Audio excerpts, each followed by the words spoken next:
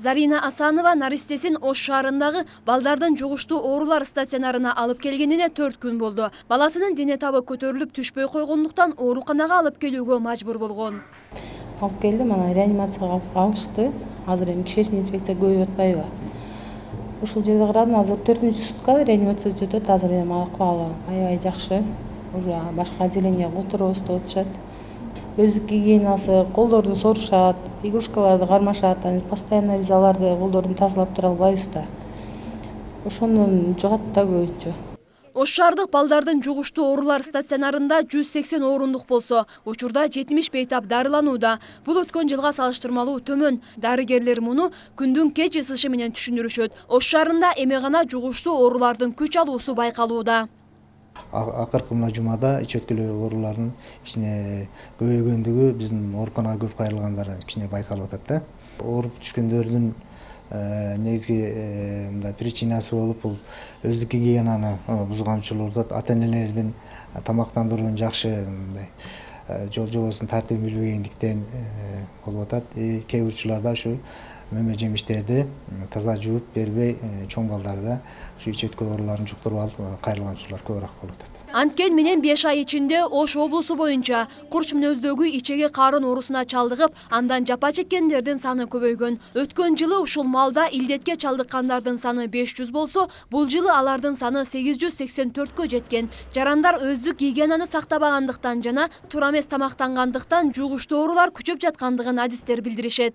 Санитардык агартуу иштери жер-жеринде жүрүп жатат. Андан сырткары биз тараптан өзүңөр билесиңер, биз как надзорный орган, ошол ар бир үй бүлөлүк дарыгерлер борборуна санитардык көрсөтмө таркатып бергенбиз. Областтагы жана шаардагы ооруканалар ошол өзүнүн сезондук ооруларга жараша запас дезинфекционных средств деп коебуз, ошону менен камдалышты, запас регидратационных средств, ошол суюктук дарылар менен жана запас антибиотиктер менен толук түрдө камсыз болушкан. Жерлердеги бейтапканалар дары-дармектер менен толукталып, түшүндүрүү иштери жүргүзүлгөнү менен илдеттин башаты болгон базарлар, тест атым жайлар, ал эми күн ысыкта пайда болуучу микробтор ушундай жерлерде жанданары анык. Ош шаарынын Борбордук базарындагы негизги көчөнү улай момундай кыдырата тизилген жашылча жемиштерди саткан жайларды кезиктирүүгө болот. Алармандардын дээрлик көпчүлүк бөлүгү мына ушундай жерлерге келип соода кылышат. Бирок жашылча жемиштердин, азык-түлүктөрдүн сапатын текшерүүчү санэпид көзөмөл кызматы мына ушул соодагерлердин патенти жоктугунан биз көзөмөлдөп текшере албайбыз деп кутулуп кетишет. Санэпид көзөмөл кызматы документи жок соодагерлерге мыйзам чегинде көзөмөл жүргүзө албаганы менен аты аталбаган кимдир бирөө жарандардын мындай жайда соода жүргүзгөнгө уруксат берип жаткандыгы анык. Ким экенин баары билсе да эч ким ачык айтпайт. Ошондуктан жарандар өз ден соолугу үчүн өздөрү кам көрсө дешет дарыгерлер. Базардагы азыркы сатылып жаткан бардык тамак аш аябай азыркы учурда коркунучтуу турат. Анткени ал жерде санитардык гигиеналык тартиптер сакталбайт. Салаттар мисалы ачык сатылат, нандар көчө боюнда чаң болуп сатылат, эттер мисалы жер жемиштерди биринчиден аябай тазалап, жууп, кайнак суу менен чайкап жеш керек.